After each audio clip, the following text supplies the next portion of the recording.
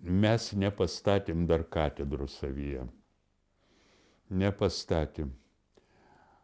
O teatras prisideda prie šitos statybos. Galbūt nelabai žymiai, nelabai pastebimai, plyta prie plytos dėlių, bet prisideda. Ir vat šitas noras galbūt, atsakant į jūsų klausimą, kažkiek tai, tegul tenai tu mažą kokią tai plytelę įdėsi, bet prisidėsi prie to, kad Lietuva vis dėlto išliktų. Lietuvos teatro ir kino legenda, aktorius Regimantas Adomaitis šalies puoselėjimui paskyrė jau bene pusę amžiaus. Daugiau nei 50 spektaklių pavadinimų, daugiau nei 60 Lietuvos ir užsienio kino juostų, tiek ryškų pėdsaką lietuvių kultūroje palikusių vaidmenų šiandien suskaičiuotume vieną dieną aktoriumi tapusio fiziko kūrybos skrynioje. Jis netapo aktoriumi.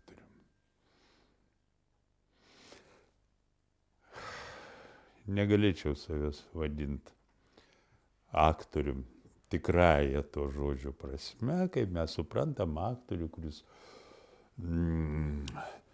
lengvai pasiduoda savo personažo įtaigai ir bando žiūrovam perteikti tą savo supratimą, mąstymą, matymą.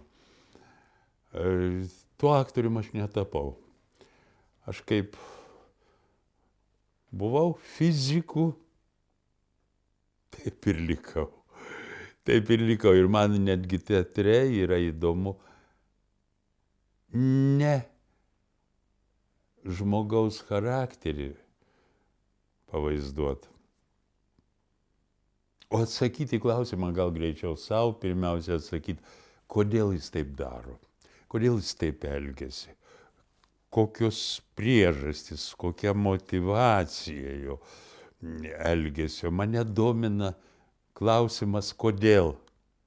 Kodėl. O ne taip, išeiti viskai,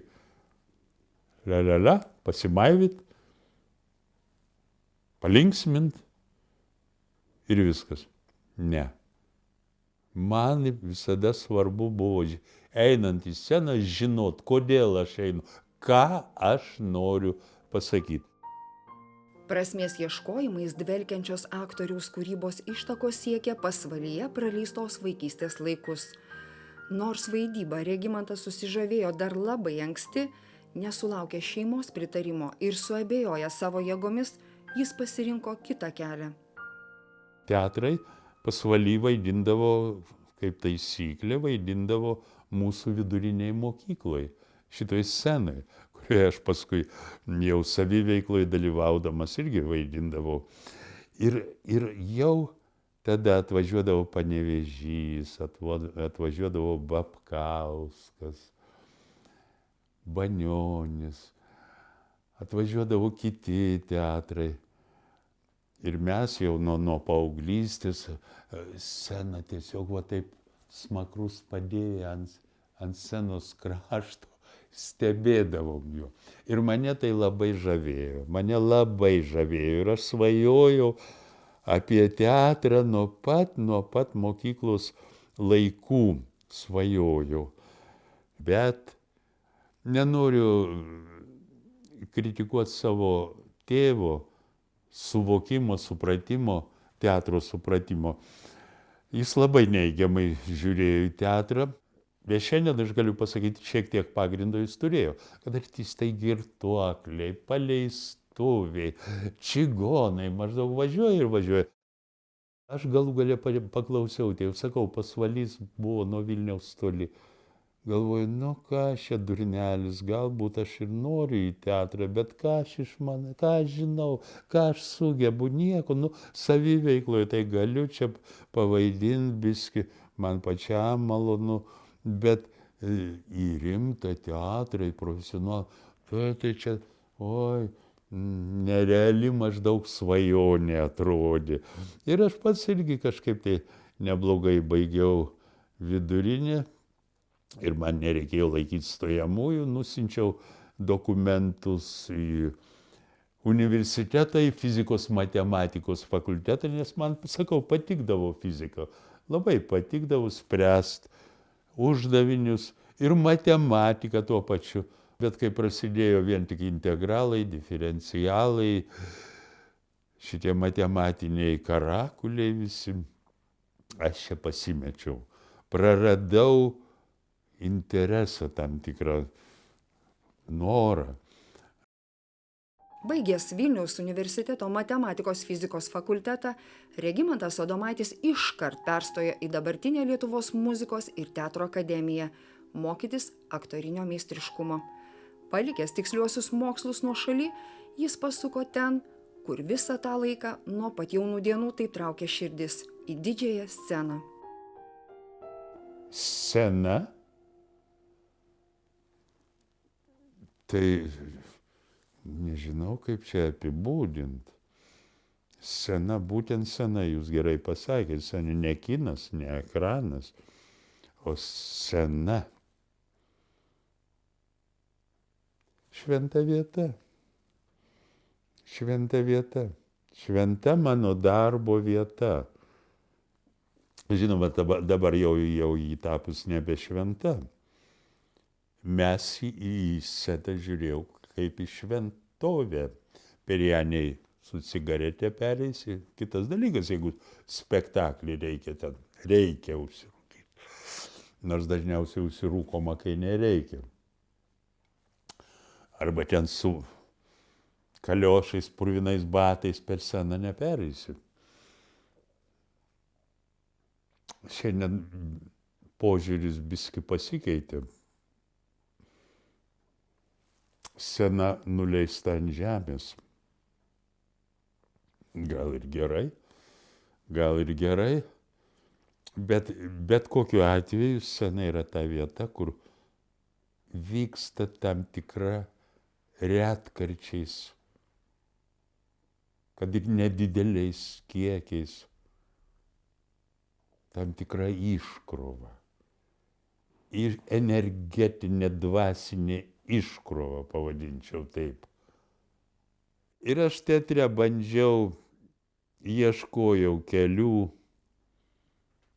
kaip nemeluot. Atrodo paradoksas, kaip tu čia nemeluosi, gauni vaidmenį, tu turi būti toks ir toks, pasiverst, ko ten velnių pasiverst, ar dievų, nežinau, angelų. Kaip tu gali nemeluot? Ne. Nemeluot. Aš kaip kūrėjas, taip, aš galiu jums pavaizduot, nupiešt, sugrot kokį tai personažą. Bet aš kaip kūrėjas nemeluoju jums. Aš dorai einu. Scena tai yra išvis vien tik tai melo, taip sakant, išmislo, fantazijos ar ko, tai apsireiškimas. Bet būk žmogus, nemeluok. Aš šito siekiau, man dalinai tai pavyko. Ne visada. Kai kurių vaidmenų taip nemėgdavau, kad ten nemeluot negalėdavau. Šiandien mes pradedam išradinėti viską tarsi iš naujo, kiną, atrandam tarsi iš naujo. Atsiranda nauji režisieriai, galbūt gabūs, kažką bando daryti, bet jie išradinėja dviratį. Tai, kas seniai atrasta ir buvo jau toli nueita, bet mes arba tai užmiršom, arba nenorim prisiminti. Irgi momentas labai toks įdomus, nenorim prisiminti. O tai buvo sovietmečiai, mes viską užbraukėm, čia viskas irgi. Kritikai labai pasipiktino, kai aš kažkur pasakiau, kad jie ne visai teisingai traktuoja mūsų teatro istoriją, perša tokią nuomonę, kad tarsi sovietiniais laikais teatrų kaip ir nebuvo, arba jeigu buvo teatras, tai labai nekoks tenai kažkoks tai. O va teatras prasidėjo tik tai atgavus nepriklausomybę. Nu, iki ko galima nusikalbėti. Lauk! Kažkokį tėvą? Nežinau. Sužinok. Eik ir sužinok, kad šovė laukį 3 dienas tau duotų laiko. Kur tu besugausi? Nueis ir liks miške. Niekur nedings. Nepaliks jis tėvo likimo valiai, tiesa? Dirbau teatre Kaune ir buvo tokia Žalakevičiaus asistentė, kuri rinkdavo aktorius, Vosyliūtė Regina. Ji peržiūrėdavo daug spektaklių ir kviesdavo artistus, rinkdavo artistus Žalakevičiui parodyti. Nu ir taip aš buvau jos pakviestas į filmo, dar prieš tai buvo Vienos dienos kronikoje, bet ten buvo epizodėlis, buvau pakviestas. O paskui buvau pakviestas Žalakevičiaus, Niekas nenorėjo mirt bandymus. Praėjau, filmavaus. Geras filmas išėjo. Pamatė kiti režisieriai, po visą sąjungą buvo rodomas labai filmas. Šiandien tai veikia. Mūsų teisuoliai labai randa daug, kas ten neteisybė buvo, neteisingai parodyta. Tiem teisuoliam kaip gerai. Kaip jie viską žino, kaip jie viską supranta. Vieno dalyko tik nesupranta, nes neprisimena ir net neįsivaizduoja, kaip tomis sąlygomis, kuriomis buvo kuriamas Nieks nenorėjo mirt, galima buvo tai padaryti. Tada užsimint negalima buvo, kad kažkoks pasipriešinimas buvo Lietuvoj. Užsimint apie tai, nei literatūrai, niekur. Žalakevičius tai padarė. Ir taip meniškai įtaigiai, be abejo, jis turėjo eiti tam tikrus kompromisus, kad vis dėlto filmas pasiektų žiūrovą. Bet mūsų teisuoliai šiandien to nesupranta. Nesupranta. Nenori suprasti, nežinau. Man kamera yra biski toks dalykas, kuris mane... Man teatro erdvė yra tikra erdvė ir patogi erdvė. O kameros akis man yra biski svetimakis, kuriuos aš šiek tiek nemėgstu. Bet ką darysi, dėja, buvau įviliotas į kino pasaulį ir turiu pasakyti, turiu būti jam dėkingas ir už galimybę gan padoriai gyventi visą laiką, vis vien kine geriau moka. Teatre taip niekada nebūčiau nei tapęs ten plačiai žinomas, nei uždirbęs tiek pinigų. Bet man vis vien visada teatras buvo tikroji aktoriaus kūrybos erdvė. Teatras. Tik teatras. O teatrą aš jau biski žinau, bet tai labai nedaug. Labai nedaug. Bet jau matyt taip lemta, kad ir turėsiu išeiti iš teatro iki galo jo neperpratęs. Per trumpas gyvenimas. Žalias, žalias giružėlės aukso pakraščiai, skaiščia žemės mergužėlės tos, kurių tu nematai. Žalias giria, žalias o, Bando be sparno, mus pas ją nuves. paukštis be pieno, Žalias giria, žalias o, jūra raudona. mus pas ją nuves. Tas žinomumas, jis, žinoma, guodžia savimeilę, paglosto, labai paglosto. O, pažino tave, čia prašo autografų. Bet aš, matot, atėjau jau į teatrą, jau fiziką baigęs. Ir puikiai suvokiau, kad tai tik tai... Čia tokie pagražinimai. Kai namai būna gražinimai, ar karstai būna gražinimai. Čia tokie pagražinimai malonus tam numirėliui.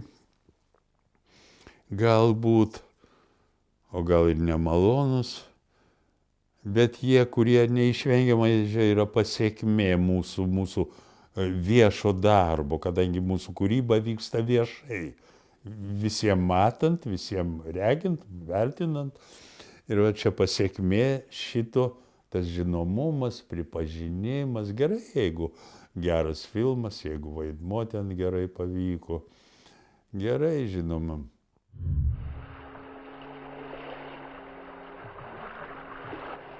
Ferdinandai, jeigu mes nepasieksim kranto, kol išnyks rūkas, rusų patruliai sušaudys mūsų valdį kaip reitį. Aš stengiuosi. Tu jau 4 valandos ir jas atgal. Netaip lengva pamelžt karvę valtį. Ir tu sugebėjai mane apmulkinti. Kodėl tu pats savo priešas, Ferdinandai, ha? Mes nužudėm savyje Dievą, suvokimą Dievo, tikėjimą Dievu, nužudėm. Pasidarėm materialistais, pasidarėm pragmatikais, pasidarėm, viskas išaiškė, upė, tai čia bėga, ne, mes žmogus galingas, žmogus gali pakreipti, kad ta upė bėgtų priešingą linkime. Ir nužudėm Dievą ir dabar mes iki šiol kenčiam dėl to. Kenčiam ir dar ilgai kentėsim, todėl kad mes šiandien nebeturim kriterijų, atskaitos taškų nebeturim. Darome svetimi. Mes svajojam apie šviesią Lietuvos ateitį. Tikim dar ją šiek tiek. Bet kuo toliau, tuo į mažiau vis. Realiai sunkiai įgyvendinimas tikslas darosi. Ir tai, žinoma, galima grubiai čia kaltinti sovietizmą, ten tarybinius laikus, čia Staliną, Leniną, visus kitus, žinoma, jie kalti, begaliniai kalti yra dėl daugelio dalykų, bet visko šito mes paaiškinti negalim. Mes savyje, kaip sakau, nužudėm Dievą. O čia yra didžiausia blogybė. Atimėt Klaipėdą, bet mes su jumis, ponas Dangelį, ištikimai tarnaujame. Tarnaujam, jo! Bet ir tarnas kartą gali nusiplėšti savo livrėją. Adomai, nusiplėšk antpečius. Jūs galvojat, man tie antpečiai brangus? Lietuva šiandien nieko nebereiškia. Ir man, kai sakiau tuos žodžius Mindaugės spektaklyje, žinojau. Ir dauguma žinojo, ką jie turi omeny ir apie ką jie kalba. Šiandien ir aš, ir daug kitų, kurie nebežinom, kas tai yra Lietuva. Kaip mes ją praradom? Kur jį pasidėjo? Nu, jį yra, geografiškai yra. Bet savo širdį mes nebeturim Lietuvos. kalbam apie patriotizmą, meilę tėvynei, Lietuvai, o tos meilės nebėra. Kas čia atsitiko? Kur jį išgaravo? Kur jį dingo? Kur ta meilė, kuri buvo stovint Baltijos kely? Ar mitinguose Vingio parke susirinkus? Kur ta meilė? Nebėra. Ir jaučiu, ir manyje nebėra. Užšičiavo, užliuliavo, gražus pažadai, gražios kalbos, va čia į rusų tankus išvysim, gyvensim, o. Arba, jeigu blogai, tai čia nieko baisaus, išvažiuosiu į vakarus, Airiją, ir Daniją, Norvegiją, ir gyvensiu puikiausiai. Nežinau, mes išbarstėm kažkur tai. Išbarstėm tą nostalgijos užtaisą, kuris buvo ir kuris pagimdė ir Marcinkevičiaus Mindaugą, katedrą, kitus jo kūrybos perlus. Pagimdė tas užtaisas, kuris buvo. Šiandien nebėra. Ir mes netgi žavimės savo tam tikrų graudulių, susigraudinimu. Mes, sakau, savotiškai žavimės tuo. Nu, gal nežavimės, mėgaujamės. Tai yra negerai. Tai yra kelias, kuris veda į savižudybės. Džiaukimės. Antrą kartą negyvensim. Nors kai kas teigia, kad dar gyvensim, bet nežinau, aš tai žiūriu labai paprastai ir labai konkrečiai ir žinau, kad mes gyvenam vieną kartą. Tai kodėl mes turim verkdami pragyventi? Tai geriau džiaugdamiesi pragyvenkim.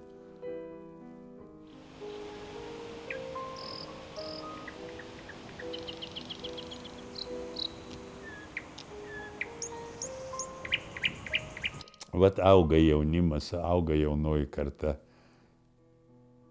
Jie ateis, puikiai viską permąstys, peržiūrės, atrinks tai, kas yra geriausio ir toliau mes gyvensime ir elgsimės tik pozityviais pagrindais remdamiesi. Ar ne?